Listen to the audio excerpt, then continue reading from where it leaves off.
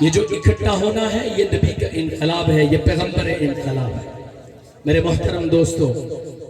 یہی انقلاب ہے کہ آج آپ اس روشنیوں کی محفل سجائے، حضور کے دیوانے، حضور کے ماننے والے، حضور کے غلاموں کی بات سننے بیٹھے ہیں، یہ پیغمبر انقلاب ہے۔ مولانا فاروق اعظم صاحب کہاں ہوتے؟ تتیمہ کی طرف پڑھ رہا ہوں۔ مولانا فاروق اعظم صاحب کہاں ہوتے؟ معلوم نہیں۔ ایک مدرسے والے آتے ہیں، سادہ کپڑوں میں ملبوس، سادہ الفاظ سے معنون ایک بچے کو کھیلتا ہوا دیکھتے ہیں اور اس بچے کو پکڑ کے اس کے والدین تک پہنچ جاتے ہیں۔ تمہارا بچہ بازار میں گلیوں میں گھوم رہا ہے، میں اس کا مستقبل بچاؤں گا، میں اس کے روشن مستقبل کو محفوظ بناؤں گا، اس کا مستقبل روشن بھی کروں گا، محفوظ بھی کروں گا، یہ بچہ مجھے دے دو، امانت دے دو، بچہ تمہارا ہے، ہم نے اس سے کچھ نہیں لینا۔ یا عالم بن کے ہمیں پوچھے گا بھی نہیں پوچھے گا، اسے ہمیں کوئی غرض نہیں۔ یہ گھر میں اس کی خوراک بھی اچھی نہیں ہے، تعلیم بھی اچھی نہیں ہے، اور یہ پھر بچے کو لے کے چلا جاتا ہے اپنے مدرسے میں، لے کے وہاں ایک عنوان اور ایک بورڈ لگا دیتا ہے اور جھولی لے کر لوگوں کے پاس جاتا ہے،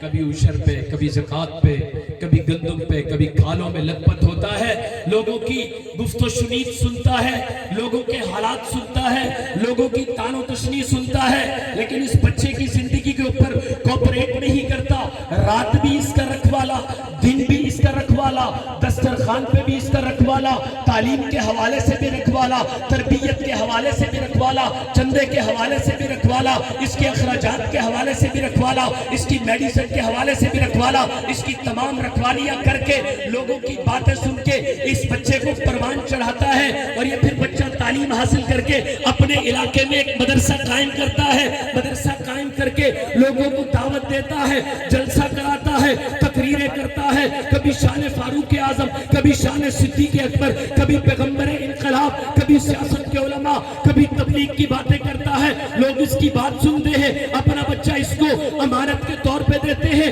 پھر وہی بچہ اسٹیج پہ چڑھ کے انگریزی میں تقریر کرتا ہے، یہ پیغمبر انقلاب۔ اس کو سپورٹ کرنا چاہیے نہیں کرنا چاہیے؟ پیغمبر انقلاب کے مدعیان، پیغمبر انقلاب کو ماننے والوں کو حضور کی اصل تبدیلی کی طرف دیکھنا چاہیے نہیں دیکھنا چاہیے؟ میرے محترم دوستو، میں حلقے کی نمائندگی کے طور پر آپ سے یہ بھی عرض کرنا چاہتا ہوں آخر میں کہ آپ نے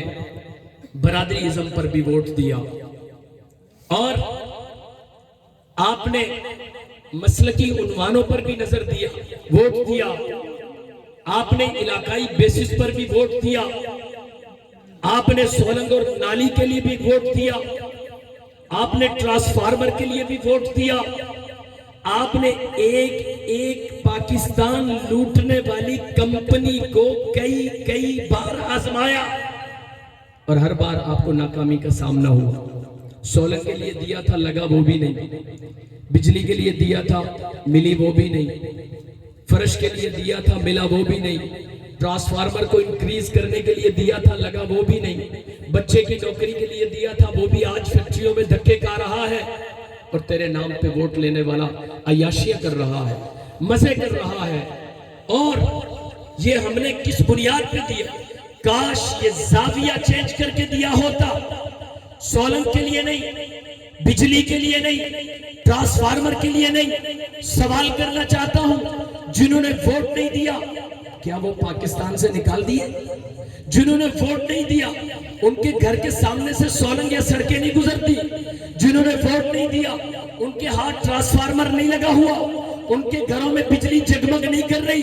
ان کے بچے نہیں پڑھ رہے؟ میرے محترم دوست، کاش تم نے یہ ووٹ سولنگ کے لیے نہ دیا ہوتا،